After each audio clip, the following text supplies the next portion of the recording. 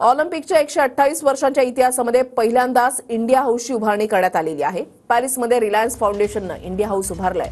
भारतीय संस्कृती आणि भारताच्या ऑलिम्पिक कामगिरीचा सुरेख संगम या ठिकाणी पाहायला मिळतोय। आढावा घेतलेला आहे आमच्या प्रतिनिधींनी, पाहूया।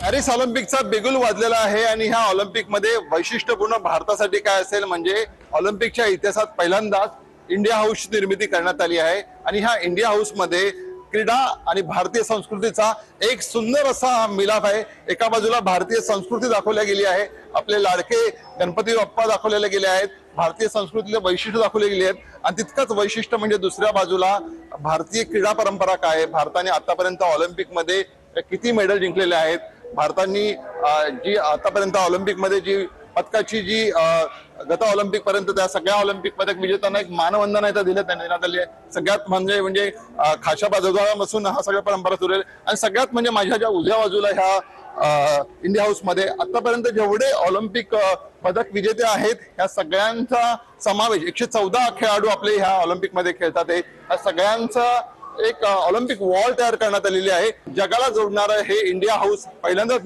निर्मिती करण्यात आली आहे आणि ह्या इंडिया हाऊस मध्ये निश्चितच भारतीय खेळाडूंना पदकाची प्रेरणा मिळेल। भारताला जल्लोष साजरा करण्यासाठी एक हक्काचं ठिकाण कोणतं असेल ते म्हणजे इंडिया हाऊस। टीव्ही मराठीसाठी संजय दुधाने, पॅरिस ऑलिम्पिक।